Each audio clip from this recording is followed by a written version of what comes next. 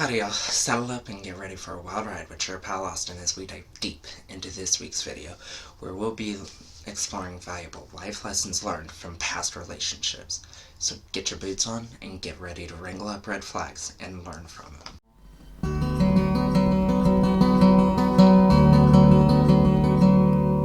Now the first red flag that I want to talk about is when somebody ain't too savvy with their finances.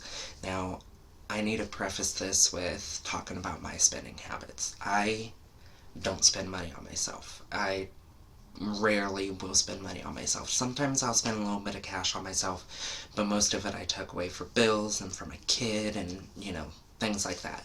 So this is something that I rarely this is something that I rarely do for myself.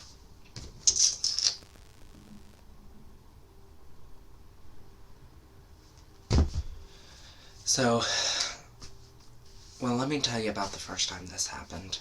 I was with a partner who wasn't really good at saving his money. He wanted to spend all of his money on anything and everything, and about the time we got together, I was needing a new cell phone.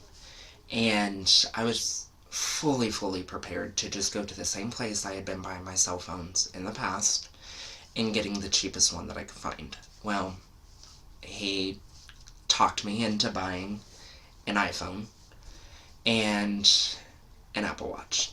Now, at the time, I didn't like Apple. I didn't want an Apple Watch, I didn't want an iPhone, I didn't want nothing to do with Apple. No offense. But now here we are, about a year later, and I love working with Apple. I love using my phone, I love using my watch. I'm actually considering going and getting a MacBook so that it's better for editing my videos and that kind of stuff. But yeah, I wasn't too happy about that. I spent well over $1,500 on a watch and a phone. Money that I typically wouldn't spend. Now, the second time this happened, I was with a partner who, quiet on set please, liked to spend all of his money on anything and everything. In this video, I kind of briefly discuss it, but this partner convinced me to purchase a hoodie for myself, and I liked the hoodie. It's not like I purchased the hoodie and didn't like it, but I have well over enough hoodies and jackets for myself, and buying an additional one was not something that I needed to do. So I didn't want to do it. Well, he convinced me to buy it. Well, y'all, the lesson that I learned from them two boys is that I need a partner who likes to save money. I need a partner who, even though they will go out and have a good time and have money to spend on themselves, they're more apt to save their money than they are to go blowing it on things that they don't need or have no business purchasing. So that's the life lesson there. And that partner needs to be like a squirrel storing acorns for the winter, let me tell you. Now let me tell you, it is quite a sight for them fellas to be professing their love for me after having a little bit too much to drink. It's like a wild ride on the outskirts of romance. So saddle up and let's mosey on into this red flag together. So, the first time that this happened, I had gone down to my aunt's place and we were having a grand old time, having a party, and there's alcohol involved, and of course, when there's alcohol, some people can handle a little bit more alcohol, whereas others cannot. And my partner at the time, we had been together maybe 1 or 2 months, and at that time I was the type of person that I wouldn't even start professing love until after 3 months, if that. And my partner had one too many to drink. It was actually only his first drink, so he was super lightweight. But he had his drink and got super drunk, and I, of course, had stopped drinking at that point because whenever somebody I'm with gets too drunk, I become like a parent figure and start becoming responsible. Well, he started professing his love to me, and, this took me by surprise. I was like, what is this guy thinking? We have not been together that long, so why is he professing his love for me? Well, as you know, that relationship ended. Well, the second time this happened, I had went to a local bar with a partner, and we had only been together maybe 2 weeks, if that. Uh, if that. And he had drove himself, I had drove myself. Well, he had too much to drink, and of course, me being the responsible person that I am, I had only had like one or two, so of course, I was responsible and had a few hours before I even drove, so I was completely sober. Don't drink and drive. But this partner was way too drunk to drive. So, me being the responsible person that I am and worrying about, other people out on the road, I decided to take him back to his place. Well, as we were getting to his place, he started professing his love for me. This being the second time that it hit me. And I'm like, what are you thinking? Like, we hadn't even been together that long. So, I'm like, it was horrible. A horrible experience. And when they start professing their love after drinking, you, down in the comments, let me know if you've had experiences like this. But this guy, he started whining as soon as I got home. I had started drinking more as soon as I got home because I was like, I'm alone, I'm home, I'm safe, I'm gonna drink more. This guy, let me tell you, he started acting like a calf crying for its mama. He wanted me to come over, he was crying, he was upset because I wasn't with him. And it was too much. It was too much. So the lesson I learned from those two boys is that I need to be with somebody who can handle their alcohol and to really run the other direction whenever somebody starts professing their love for me after a couple weeks. The last partner I had, we'd been talking for about a month, and the first time he said it to me was over the phone, over a voicemail, which should have been red flag, because, like, if you're gonna say you love somebody, say it to their face first, not over a text or over a voicemail. But I let that one go, and now I'm like, if they start professing their love for me over the phone or after drinking, nope, you're gone. Because I will not be doing that anymore. And, at least wait a few weeks. After a few weeks, after a month at least, before you start professing your love for me. Because, no, we're not doing that. So, y'all ever have those experiences where someone gets too prickly whenever you're just trying to show them some love? Well, this next red flag, and I consider it a red flag, some of you may not, but this next red flag is one that really hits deep and has taught me a valuable lesson. This one was just a one-time incident, and I have never allowed something like that to happen again. But one of my partners that I was with, we had went camping with his family. And before going on this camping trip, I had asked, is there going to be alcohol involved? Is there going to be alcohol there? Can I bring some alcohol? Because, people that I had never met, I didn't want to make a bad impression. And with, some people, they don't like having alcohol on their camping trips, and I am 100% for that. If you don't want alcohol on your camping trip, fine by me. If you do, fine by me. Well, in this case, it was allowed. So I had taken some alcohol with me, and of course I had drank a little bit too much and was about 3 sheets to the wind, and I started to get real cuddly with my partner. Only my partner.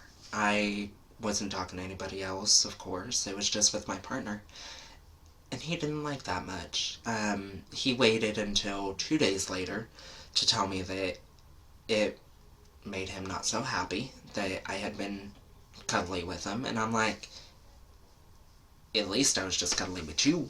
I wasn't being cuddly with no one else.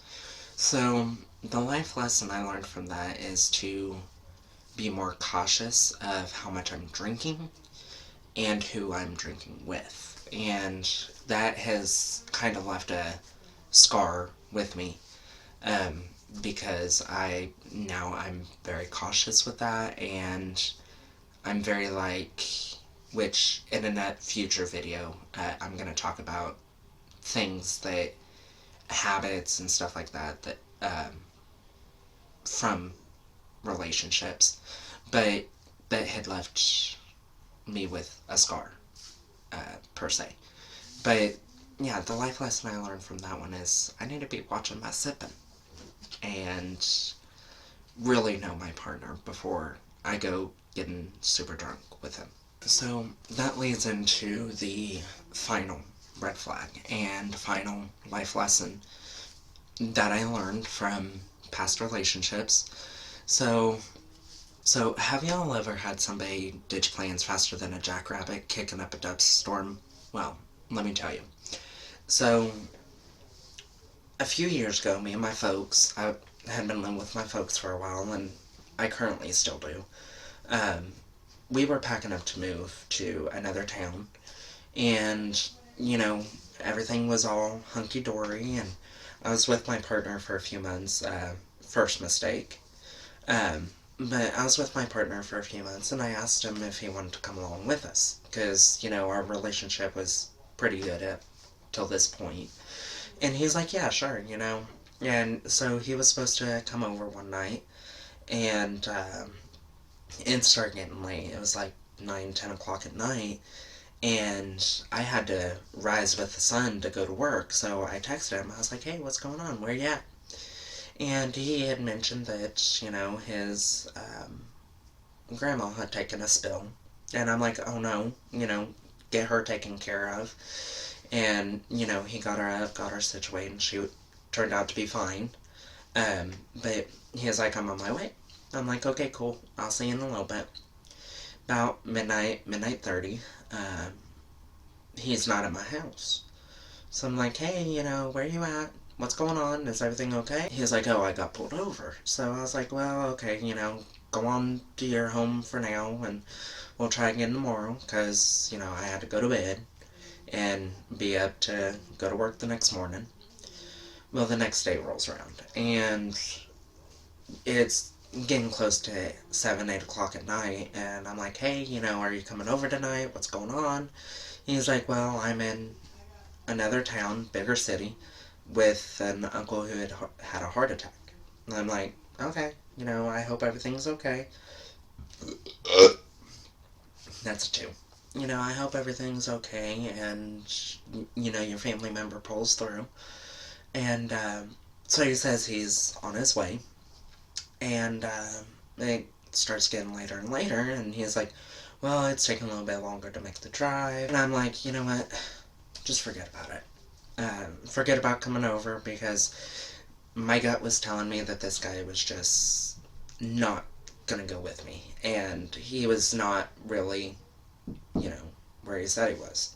So the third incident with this partner, and pretty much the final straw, was we were gonna take a trip to another state.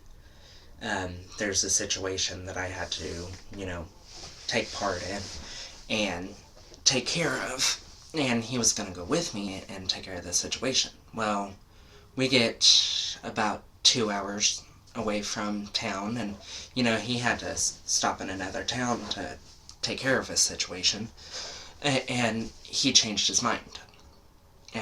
After I was already heading back his way, because I had to pick up my sister.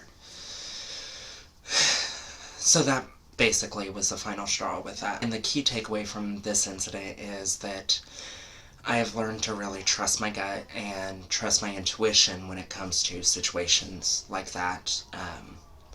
And, you know, really trust whether or not somebody has good intentions, and which I guess you can say that after all these past relationships, you can say that I've really learned that life lesson, because every single one of those partners, every single one of them, had ulterior motive with me and our relationship. Some and I'm going on a tangent here. Some of them, they were just using me. Honestly, I think every single one of them were just using me for one reason or another. I have a degree in paralegal studies, and I think one of my partners was hoping to use my degree in a way that benefited them. And in a way, it did.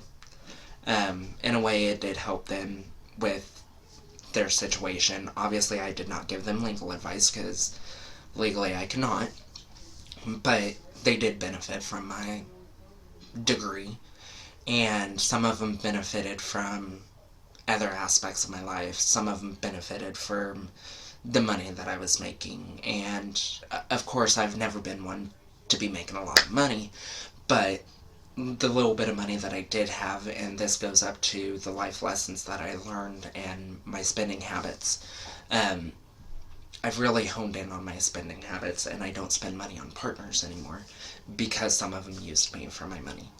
And that's one of the little bits that I've learned. And moving forward, my standards are now really, really high. Like, there's almost actually there's really nobody, no man, that I have met, that I have come across, who meets every single standard that I have, and I'm not going to lower those.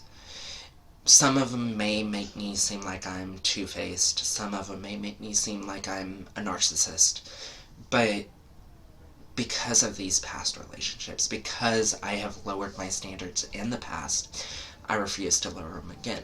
So that's some of the red flags that I have come across that I have learned from. And I do want to add one more little snippet. So I'm not keen on letting just any old person meet my kid.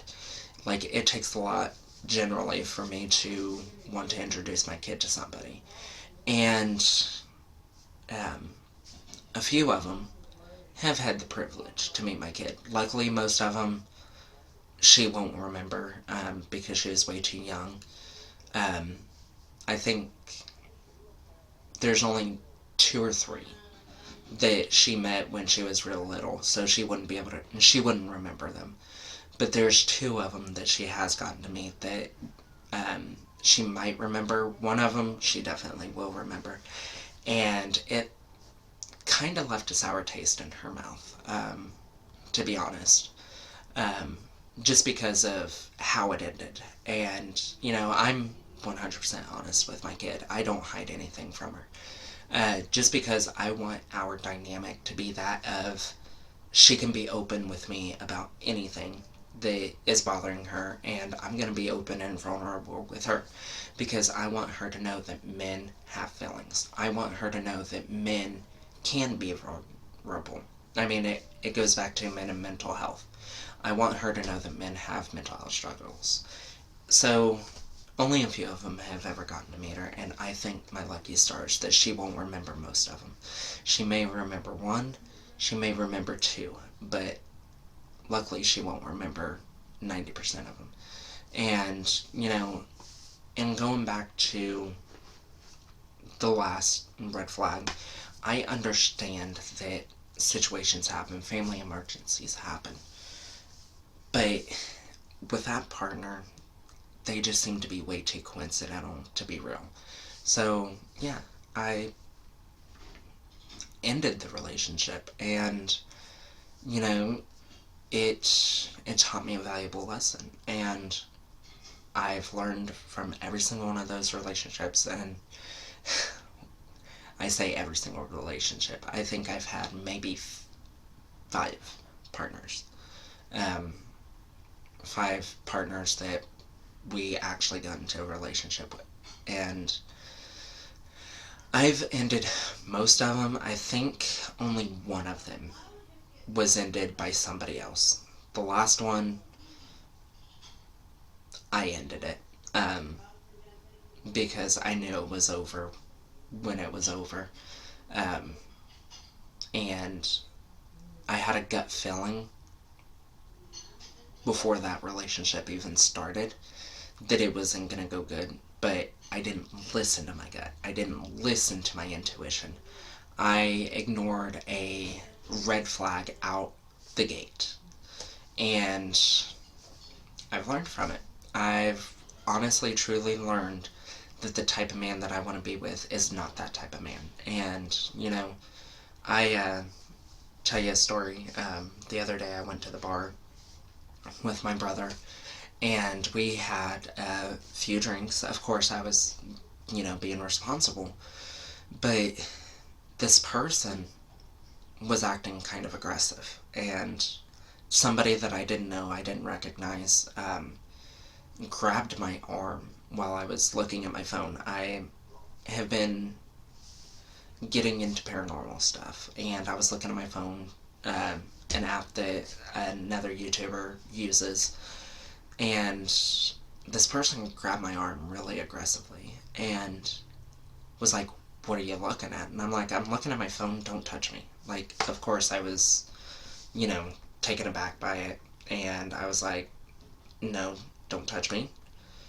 And this person said that they watch my YouTube videos, and they like every single one of my YouTube videos, which I appreciate the views, I appreciate the likes, but that brings me into, one of the things, which, again, will be in another video, about me. I don't like being touched, unless it's somebody I know. I don't like being grabbed aggressively, because it sends out a trauma response. And, I'm an introvert. I sit in a bedroom and I film and talk to myself. I typically stay in this bedroom, either watching YouTube, editing my videos, scripting my videos. I mean, I've started scripting my videos here recently because, there's a lot of stuff that I want to talk about, and I go on these tangents like I'm going on right now, because I've literally talked about everything that I wanted to talk about in the video. But I go on these tangents, and I forget what the video was even about, so I started scripting them. And, I spend most of my time doing that.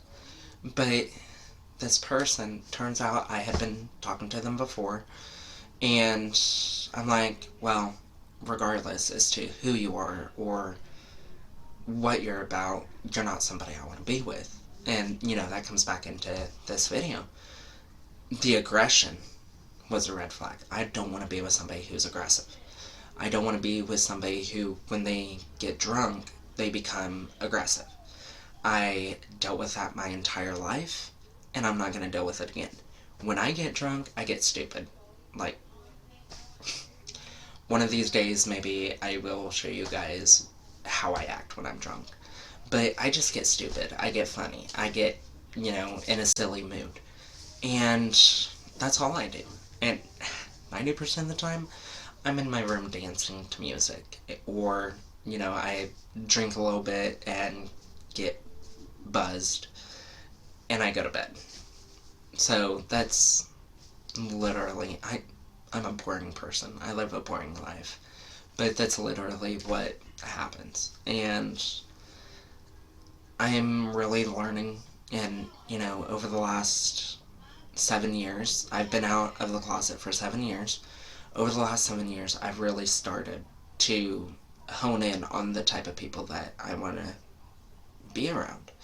And, not even just romantically, friendships. I've had some friendships end. I've still got a bunch of amazing friends. And, the family that I associate with, I've really honed in on the type of people that I want to associate myself with. And it's getting better. I'm getting better at, really focusing on the type of people I want to be around. But, yeah, that's the life lessons that I've learned and the red flags that I've come across. I'm sure there's a bunch more. If you guys have any red flags, drop them down in the comments, If you have any life lessons that you've learned out of relationships, leave those down in the comments too. And, let's all learn together. That's what this channel is about. It's about learning life lessons. It's about fun. Um, you know, with my fitness challenges, with, you know, some of the stuff about the LGBTQ community that I talk about. It's about having fun, but also keeping it real. And, you know, that's my trailer video. That's what it's about. It's about keeping it real, but also taking you guys along the journey of my life and what I experience. And, you know, that's even more coming true. It's even more coming out of what my life is about, what I do in a day, what I spend my time doing. But anyways, if y'all enjoyed this video, please give it a big ol' thumbs up. Leave your comments down yonder. I really like to read those. And don't forget to strangle that subscribe button. I appreciate y'all coming. I appreciate y'all watching. And I'll catch you in the next one. Happy trails.